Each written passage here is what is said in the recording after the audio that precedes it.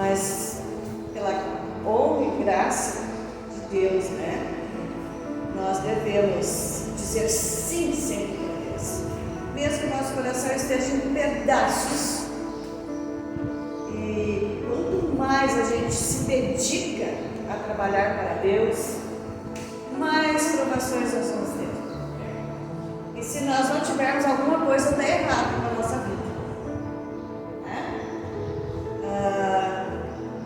Quando no ano passado já nós fizeram um convite então para a gente ser anciã da igreja lá de Ano Novo, nós sabíamos que as tempestades iriam se intensificar cada vez mais.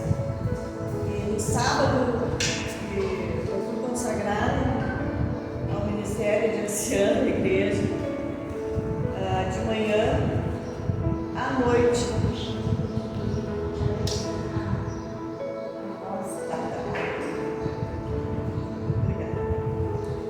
À noite nós tivemos uma tempestade muito grande dentro do nosso lar. Nós não dormimos nada naquela noite, porque o inimigo ele não está feliz com isso. E ele quer nos derrubar de todas as maneiras. Nós temos um Deus grandioso que nos mantém em pé. E por isso estou aqui hoje. Amém. Pela graça de Deus, pela força dele. Porque pelas nossas forças nós queríamos estar bem quietinho, num cantinho, né? Sem ser visto por ninguém. Mas não é isso que Deus quer. Ele quer que nós abençoemos os outros, né? Se os da nossa casa não querem, mas tem outros que nós temos a missão de alcançar essas pessoas, de abençoar essas pessoas, né? E nós não devemos jamais esmorecer frente a essas dificuldades, né, que aparecem na nossa família. E que continuamos a orar pelos nossos filhos, aqueles filhos rebeldes que um dia já aceitaram a Cristo, mas hoje estão longe dos caminhos, e a gente que é mãe, a gente sofre, né? Mas Deus sofre conosco também, que somos filhos, porque o inimigo usa os nossos filhos para nos atingir, assim como ele usa nós para atingir a Jesus, né? Todos os dias, com certeza, a gente faz alguma coisa que entristece o Espírito Santo, que entristece a Jesus, mas ele não desiste de nós. Então, da mesma forma, nós não devemos desistir dos nossos filhos, né? Como a irmã José pregou na última quarta-feira, né, que também tem dificuldade, né, com um filho que é bem rebelde. Então, talvez muitos que estão aqui também tenham, né, mas nós não devemos desistir desses filhos, mesmo que a palavra diga lá, que o Espírito de profecia diga que se eles não forem alcançados, porque tem livre-arbítrio, né, Deus vai apagar essa memória da gente. Mas nós não queremos isso, nós queremos a salvação deles, né? Mas é como a palavra diz, nós somos livres, né? Nós temos livre-arbítrio. E Deus respeita esse livre-arbítrio de cada um, né? E eu louvo por isso. E o verso de hoje está lá em Josué 24:15. Gostaria que fosse possível para colocar essa tela. Josué 24, verso 15. Josué 24, verso 15. Não sei se a Fábio vai conseguir.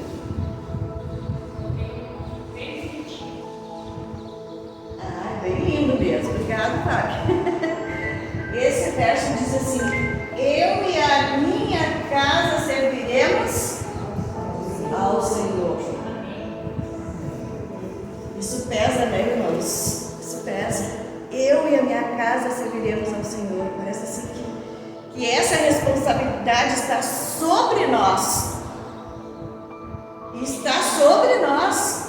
Porque enquanto Deus der vida para uma mãe, um pai cristão, nós temos a responsabilidade de recitar esse verso e viver na nossa casa. Eu e a minha casa serviremos ao Senhor.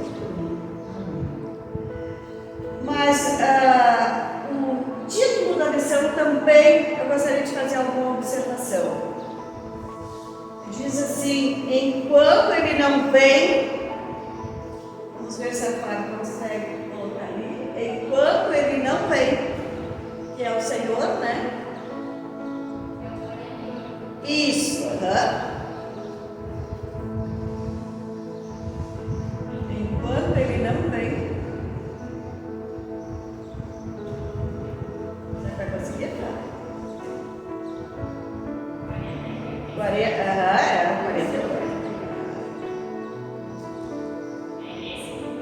Isso. O que diz ali, irmãos? Enquanto ele não vem, use o seu lar para abençoar e pregar. Isso me chamou muita atenção. Enquanto ele não vem, use o seu lar. Use o meu lar para abençoar e pregar.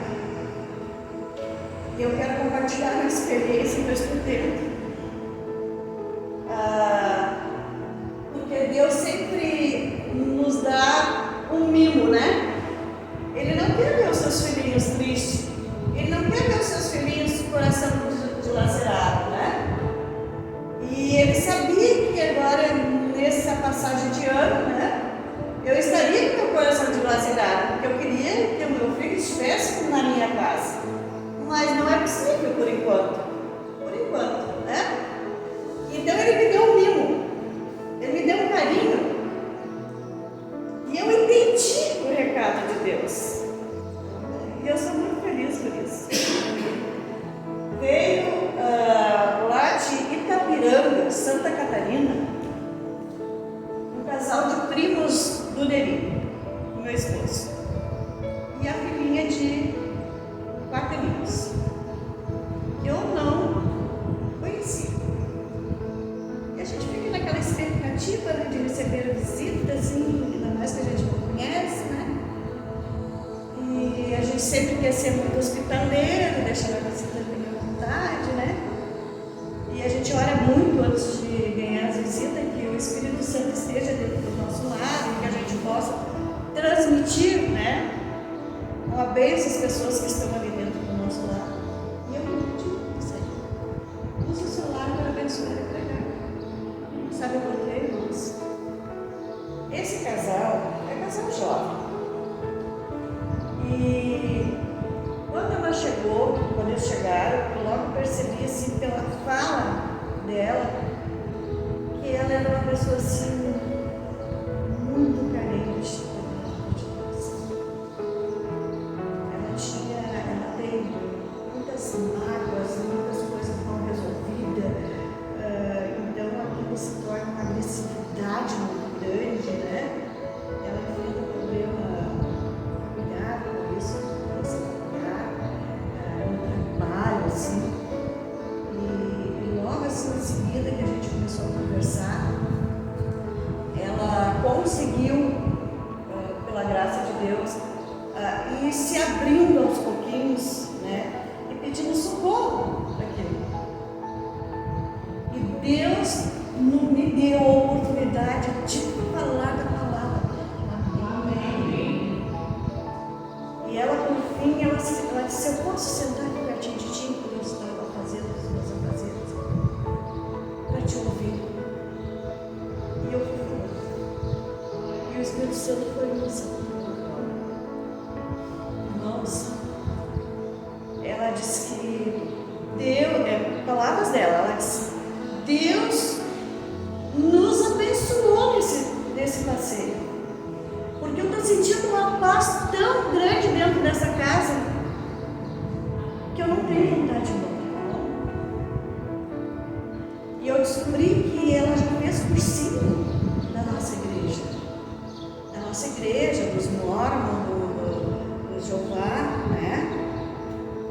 Mas a sementinha está ali, talvez ali esperando ser germinada.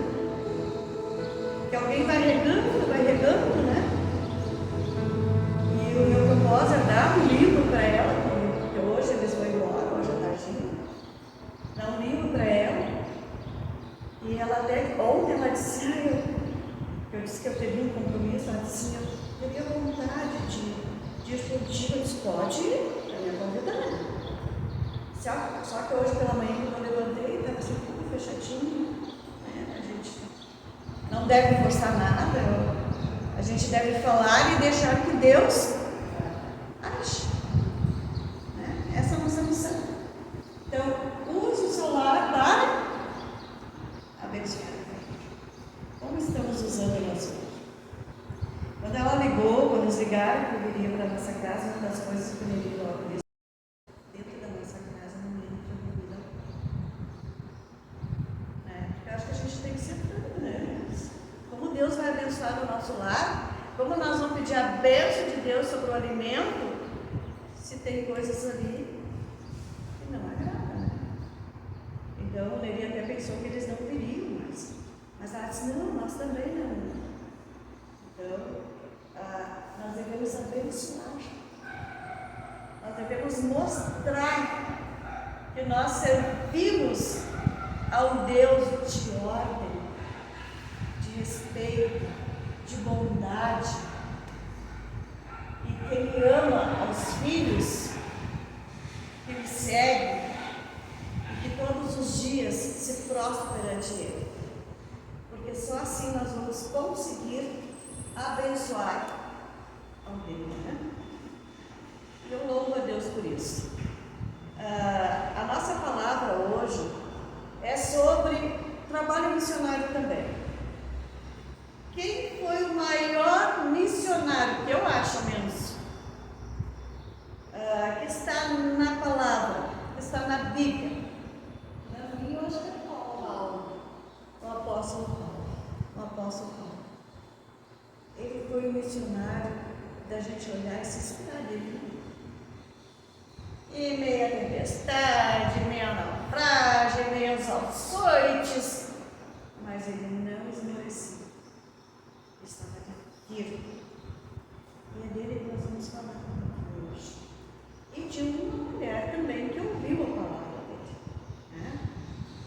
Então aqui diz assim, que na segunda viagem missionária de Paulo, ele e seus associados, porque ele sempre tinha gente com eles, né?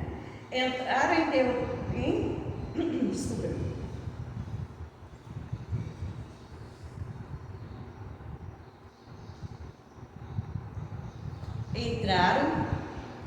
em um território ainda não alcançado pelo Evangelho. Deve ser uma maravilha, tá, né? E a gente poder desbravar isso. Imagina a felicidade deles. E foi assim que eles chegaram a Filipos, onde passaram alguns dias ali. No sábado, provavelmente buscaram uma sinagoga, uma igreja, né?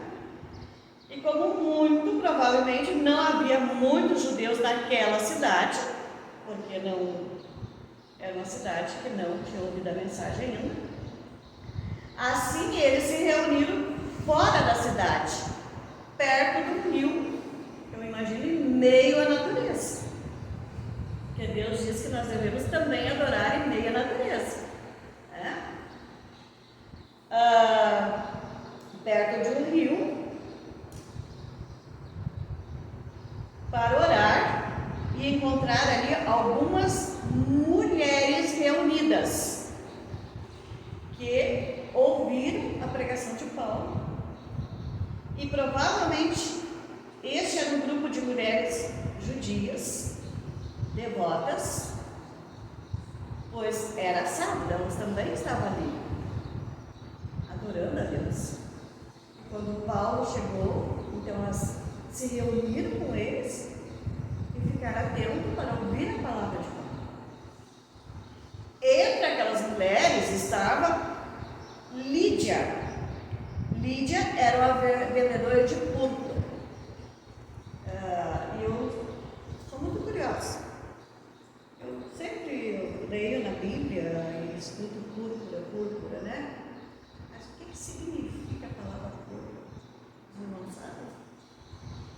Da onde se origina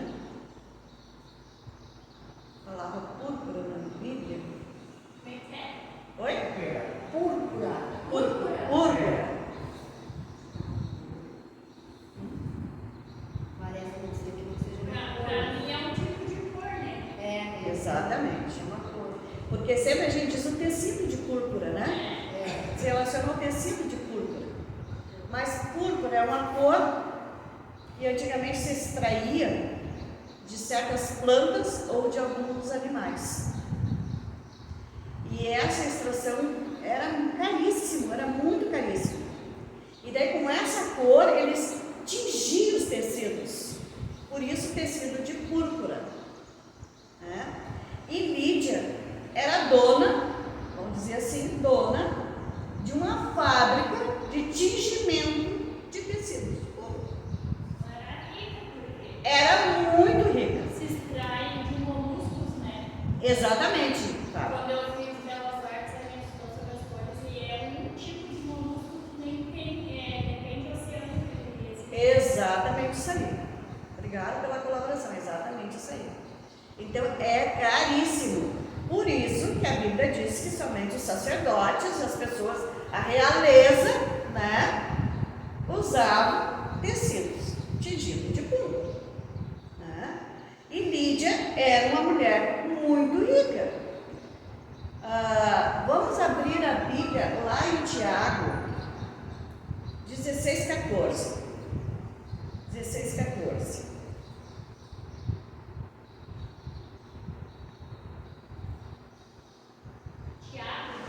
Tiago 16:14. Aqui diz que ele vai só até 5. Tá. Acharam, irmãs? Tiago. 14 não, desculpa, irmã. 16:14. Tiago, capítulo 16, verso 14. Não tem. Esse vai até Não é Tiago, é Atos. Ai, irmão, desculpa. Atos. Não é Tiago, é Atos. Atos.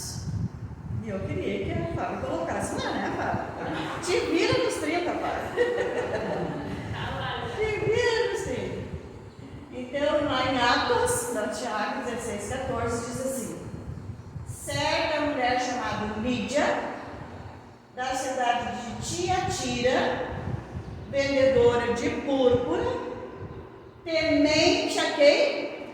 A Deus, nos escutava. O que ela estava escutando?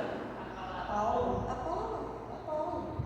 O Senhor lhe abriu o coração para atender as coisas que Paulo dizia. Então, aquela mulher riquíssima, que era temente a Deus, ela abriu o quê? O coração dela para ouvir a palavra. Porque se a gente não abre o nosso coração, entra no ouvido e sai do outro. Devemos ouvir com o coração e transmitir com a razão essa mensagem, né? Então, dizer de fato ela, e não seu marido, ser chamado de vendedor de púrpura, sugere que Lídia administrava o próprio trabalho, a própria empresa dela. E ela então era a mulher de muitas posses. A cidade de Tiatira era famosa por seu trabalho de tinturaria, que competia com a cidade de Tiro e Mileto. Então tinha competição ali. Inscrições encontradas na região revelam que na cidade havia uma associação de tingidores de púrpura, a qual Lídia pode ter pertencido. Isso é Comentários Adventistas, página 344. O verso ainda diz que o Senhor lhe abriu o coração de Lídia, para que estivesse atenta ao que Paulo falava, né? Dizia. Quando pessoas se convertem por meio de nosso trabalho, na realidade nossa parte é apenas falar, levar a mensagem, mas é pela graça de Deus que ocorrem as conversões. Então nosso trabalho é falar, agir pelo exemplo, né? Porque muitas vezes a gente não precisa falar, só o nosso exemplo, né? Somos pecadores? Somos cheios de defeitos? Somos. Mas todos os dias a gente pede para ser batizado pelo Espírito Santo, para a gente poder abençoar quem está na nossa volta. E Ele faz isso. É trabalho do Espírito Santo convencer do pecado, da justiça e do juízo. somos apenas instrumento pelos quais Deus age nas pessoas. Mas a pessoa que recebe a mensagem precisa ter não apenas os ouvidos atentos para ouvir, mas o coração aberto para atender aos apelos do Espírito. Foi o que aconteceu com Lídia. E nós estudamos na lição, né? Que a gente tem dificuldade de ir aos ricos levar mensagem. Não foi o que a gente estudou, né? Aos poderosos? Não estão lá. Rica, né? É empresária, é médica, advogada. Não vou lá. Mas Lídia era riquíssima. E ela estava com o coração assim, desejoso de aprender mais a palavra de Deus. Tanto é que ela parou para ouvir o que o Paulo tinha ali para ensinar para ela. Então aqui somos apenas instrumento pelos quais Deus age na vida de cada pessoa. Depois, e aqui diz assim, que Lídia, o que aconteceu com Lídia? O interessante é que não apenas ela foi batizada. Então depois que ela ouviu Paulo, ela foi batizada. E diz aqui que não só apenas ela foi batizada, mas toda a sua casa, que provavelmente eram os seus funcionários e os seus escravos que estavam sob o seu comando ali também. Então ela não guardou só para ela a palavra, ela levou para a sua casa, para aqueles também que quiseram aceitar. Né? Depois do seu batismo, parece que Lídia estava ansiosa por passar mais tempo com os mestres. Então não importava mais aquela luxúria, né? O importante agora era estar mais perto para ouvir a palavra, cujas lições se mostraram tão úteis a seu coração aberto. E é provável que os 4 missionários estivessem se sustentando por meio do seu trabalho, porque Paulo fazia tendas para se sustentar e sustentar quem estava com ele. E diz que Lucas estava com eles também, mas Lucas era médico. Também, provavelmente, ele atuava como médico para se sustentar. Mas Lídia insistiu que eles fossem passar com ela no seu lar. Que fosse o tempo que eles estivessem ali naquela região, que eles ficassem dentro do seu lar. E a Bíblia diz que ela constrangeu eles a isso. Está lá em Atos 16:15. Lídia constrangeu. Ela insistiu tanto com eles. Fiquem aqui. Vocês, durante o dia, preguem a mensagem para o povo. Mas à tardinha, volte para aqui. Eu tenho prazer de ver vocês aqui no meu lar. Então diz que eles ficaram, quando estiveram ali, eles ficaram. Mas irmãos, ser missionário naqueles dias era muito perigoso. Era muito perigoso. Não é mumuzinho como é para nós hoje. Né? Para nós hoje ser missionário é bem mumuzinho. Né? Nós temos carro para nos locomover, né? Nós temos as mídias, as redes sociais para nos poder estar transmitindo a mensagem. Mas na época de Paulo não era fácil. E além de mais, eles eram perseguidos. Nós somos, entre aspas, a gente diz que a gente está sendo perseguidos. É muito pouquinho em relação a que Paulo e os seus companheiros enfrentaram.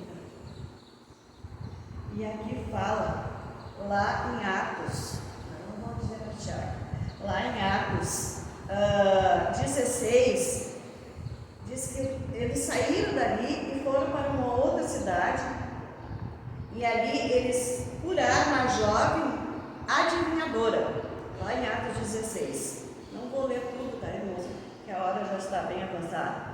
Então fala que Paulo, quando chegou ali, ele curou uma moça adivinhadora. E conta a palavra que homens ganhavam dinheiro em cima daquela adivinhação. conversão daquela moça. Então eles usavam, né, aquela moça, vamos dizer assim, ela estava possuída, né? Então o mal que ela tinha dentro dela, a possessão que ela tinha dentro dela, fazia com que ela adivinhasse aquelas coisas. Não era coisa de Deus. E tinha certos homens que exploravam essa moça, né? E eles ganhavam dinheiro com isso. Mas essa moça sofria muito. E Paulo expulsou aqueles demônios daquela moça. E aqueles homens ficaram muito bravos com Paulo, porque agora cessou a entrada de dinheiro para eles, porque não tinham mais ela para adivinhar. E o que eles fizeram com Paulo e seus companheiros? Colocaram na prisão dele, prenderam. Mas não só prenderam, eles açoitaram a Paulo e seus companheiros. E colocaram eles num tronco lá dentro da prisão. E a gente sabe da história. Em meio a toda aquela dor, eu imagino os vergões que deveriam estar, né, dilacerados, com dor. Mas diz que era meia-noite, eles estavam chorando de dor, é isso? Não. Eles estavam louvando a Deus. Eles estavam cantando a Deus. Isso eu fiquei com vergonha. Porque muitas vezes a gente vê alguns açoites da vida, a gente vai chorar, a gente vai murmurar, a gente vai se queixar, enquanto nós deveríamos estar louvando, porque nós estamos passando por isso para sermos provados, porque ninguém vai para o céu sem ser provado. E Paulo e seus companheiros estavam ali louvando, apesar de tudo. E diz que aquele louvor deu um tremor naquele lugar, e as algemas de todos os presos se desfizeram. E o carcereiro ficou muito angustiado e pensou: eu vou tirar minha vida, porque agora todos fugiram, e daí que conta eu vou dar, né, para a autoridade aqui. E Paulo disse, viu isso? E Paulo disse: te acalma, todos estão aqui louvando a Deus. E naquele momento houve a conversão do carcereiro, né, que nós sabemos da história. E o carcereiro levou eles para casa e passou uma aguinha, lavou aquele ferimento, passou um remedinho. E conta a palavra que o carcereiro e toda a sua casa foram ganho para Cristo Jesus. Amém. Irmãos, isso é louvável. Então nós não devemos esmorecer. Por mais dificuldade que venha, nós devemos dizer: obrigado, Senhor, porque é em meio à dificuldade que nós entendemos que nós não podemos nada. E muitas vezes nós, como mães, nós queremos ser Deus. E nós queremos resolver as coisas para os nossos filhos. E é onde que a gente quebra a cara. Porque nós não somos Deus. Porque quem resolve tudo é Ele, e no tempo dele. E nós queremos agora. E Ele diz: espera mais um pouquinho. Porque é do meu tempo e é do meu jeito. Né? Porque nós não somos nada. Então, enquanto Jesus não vem, precisamos, como Lídia e como Paulo, estar nos lugares de oração. Aqui, irmãos, como nós estamos. Os que estão realmente buscando a comunhão com Deus serão vistos nas reuniões de oração, fiéis ao seu dever e atentos e ansiosos por colher todos os benefícios que possam lograr. Aproveitarão todas as oportunidades de colocar-se onde possa receber raios de luz do céu. Caminho a Cristo, página 98. Enquanto Jesus não vem, como líder, devemos preocupar-nos em atender a necessidade da igreja. Mesmo que sejamos mulheres muito ocupadas. Olha, puxou de orelha, nossa. Como ela, Lídia era muito ocupada. Talvez devemos abrir nosso lar para reuniões de oração ou de pequenos grupos. O estudo da Bíblia. Lídia foi abençoada e usou sua vida para abençoar outras pessoas. Brevemente, não teremos mais oportunidade de trabalhar livremente pelo Senhor. O que devemos fazer agora? Abrir nosso lar para abençoar os outros. Porque a gente pensa que abençoar o nosso lar, abençoar só nossos filhos. Não, é todos aqueles que congregam no nosso lar. Que Deus possa nos abençoar. Amém. Que Ele possa nos usar todos os dias. Amém. Para abençoar as pessoas que estão no nosso lar. Amém. Amém, Senhor.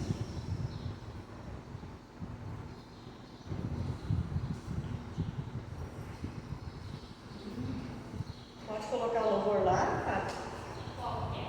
Pode ser Salmos. Salmos dos Salmos. Se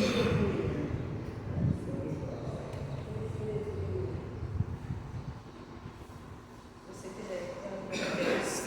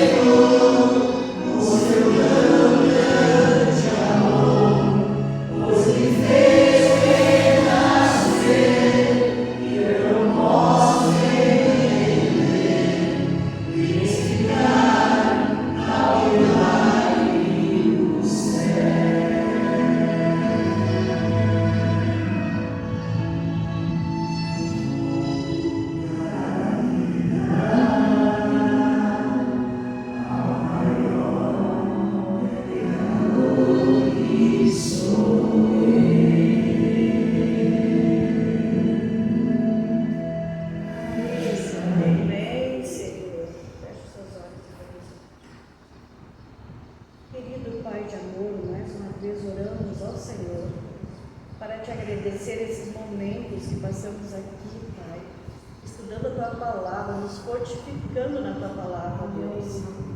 Que possa ficar no nosso coração e gravado na nossa mente. Mas que nós possamos compartilhar tudo isso que nós aprendemos com as pessoas que estão ao nosso redor. Que nós possamos estar aqui sendo batizados pelo poder do Teu Santo Espírito, para podermos, ó Deus, abençoar as pessoas que estão ao nosso redor. Que os nossos filhos possam ser alcançados também, Pai, pelo Teu poder, pelo Teu amor, pela Tua bondade, pela Tua misericórdia, Pai.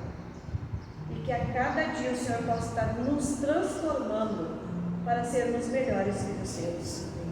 Que possamos sair, Pai, pregar o Teu Evangelho, pregar a Tua mensagem, porque nós alvejamos a Tua volta muito breve.